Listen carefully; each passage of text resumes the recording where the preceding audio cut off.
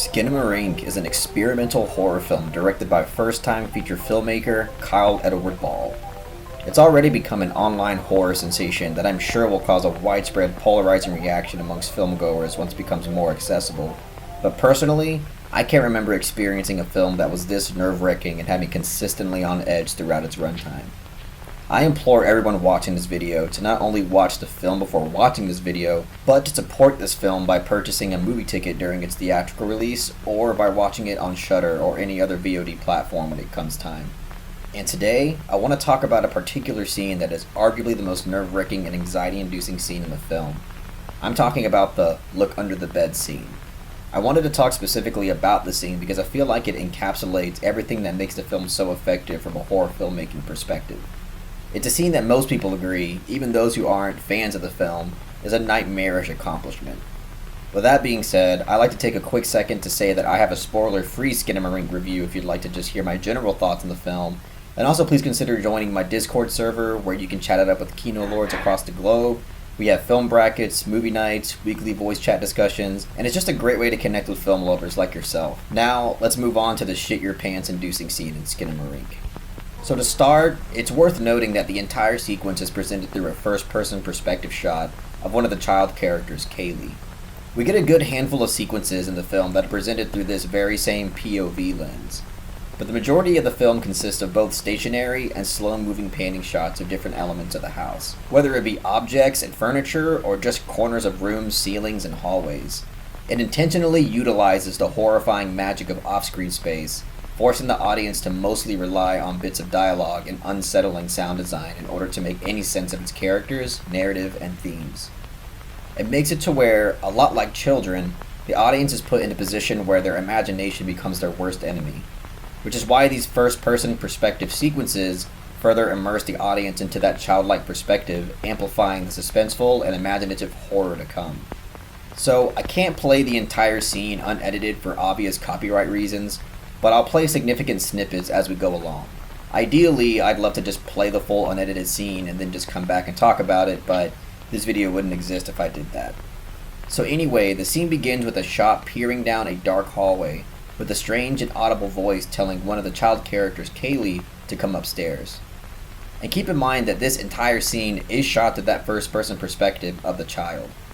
The camera then ever so slowly moves towards the bedroom. Something that this film does expertly and makes it so effective as a horror is its ability to build a consistent level of suspense throughout your experience. The uncompromisingly slow camera movements that slog through the darkness makes every sequence feel like a nerve-wracking journey into the depths of hell.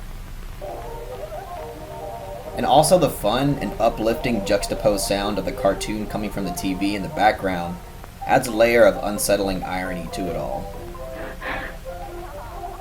After slowly progressing into the bedroom, all we can see through the thick of the darkness is a bed with ruffled sheets and the back of her father sitting on the side of the bed.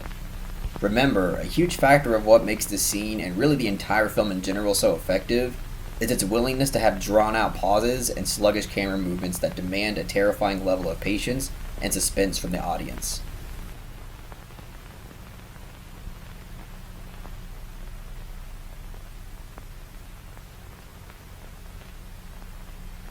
She walks over slowly to the side of the bed, revealing the father on the other side.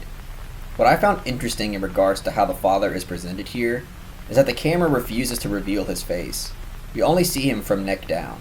And remember, this scene is shot through that first-person perspective, so why isn't Kaylee looking up at her father? It could just be that she's simply frightened of her father for abusive reasons. You can interpret different reasons why this is, but the film in general gives me the impression of a drug addiction nightmare. It's just a way that the parents are never supervising the children and are always off doing something in private. We can also observe in this scene specifically that they're not in a sound state of mind, clearly. And also just combined with the nightmarish dark film grain aesthetic, it could be kind of metaphorical for the nightmarish ordeal it is for children to have to live in an inescapable prison trapped by neglectful and abusive drug-addicted parents.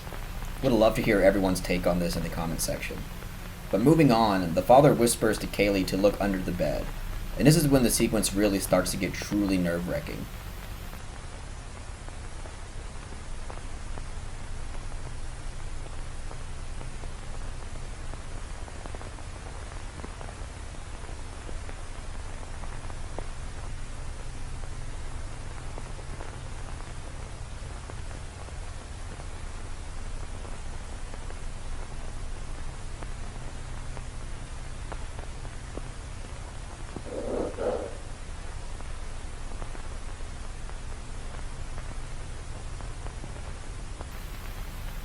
This moment pretty much encapsulates everything that makes this film so effective. Not only does it have sustained shots and suspenseful pacing, but this is where our imagination becomes our worst enemy. We are 40 minutes into the film and we still don't know much about it. What has really kept the audience in this experience is its unsettling atmosphere and presentation, which means that when we get scenes like this, our imagination is running wild.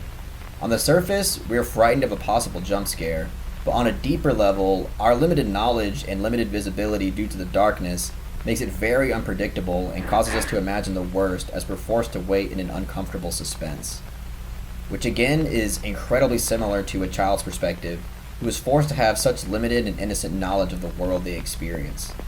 And obviously, the fact that she sees her mother sitting on the opposite side of the bed after she comes up the second time is beyond unsettling, because the scene goes out of its way to show us that there was nobody there previously. And the fact that it doesn't use a jump scare there, which every conventional horror film would, makes it feel a lot more raw and authentic, as well as the terror. Kaylee slowly looks to the left and notices that the father is no longer there. Again, the incredibly slow panning movements are crucial to the unsettling suspense during the finale of the scene here. Her mother tries to say something but is interrupted by a sound. The camera slowly pans to the right, revealing a shut door, implying that the father has left the room. When the camera slowly pans back to her, she states that her and her father love her and Kevin very much. We then get this gargantuan nail-biting pause before the next piece of dialogue, and what might be the most terrifying moment in the scene, or even the entire film. I need you to close your eyes.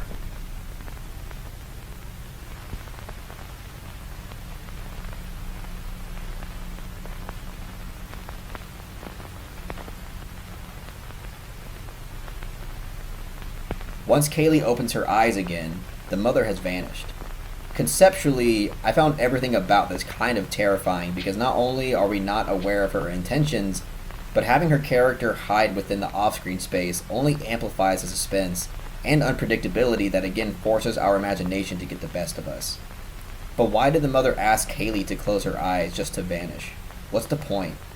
Personally, I interpret this moment as the mother playing some kind of distasteful game of peekaboo. Once the camera slowly pans towards the closet, you can hear what sounds like sudden bones cracking as she tells her to go back downstairs because she states, "Someone's here." Again, I don't think the mother is being genuine here, clearly. She is purposely trying to terrify her child. But if we are trying to look deeper here, I think there's a metaphorical layer to this. This horrifying game of peekaboo can symbolically represent the mother's monstrous transformation due to her drug addiction. Kaylee's view of her mother before she closed her eyes is still mostly innocent, but once it opens, she's introduced to the new abusive monster her mother has transformed into. She's expressing to her child that the mother she knew and loved before is now gone. Hence, her mother stating, "There's someone here." She's referring to herself, but as the stranger that she's now become. And then it ends on a jump scare.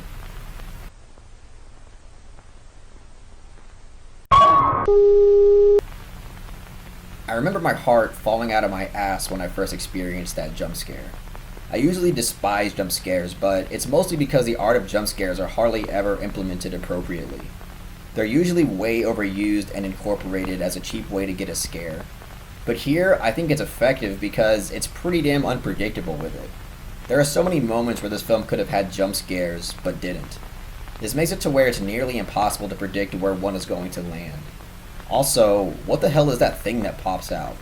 Well, I noticed that if you pause it at just the right time and zoom and enhance it, we still don't know what the fuck we're looking at. Personally, it's probably just a horrifying depiction of the mother representing how the child now perceives her. But anyway, that's all I gotta say about this particular scene in Skinamarink. Again, I think that this kind of horror film isn't everybody's cup of tea, but one undeniable value of it is that it's an excellent discussion piece. So I'd love to see plenty of conversations in the comments section discussing the film in general. And if you really enjoyed this video, please make sure to give it a thumbs up and share it amongst your friends. And don't forget to subscribe to the channel to be updated on more film-related content.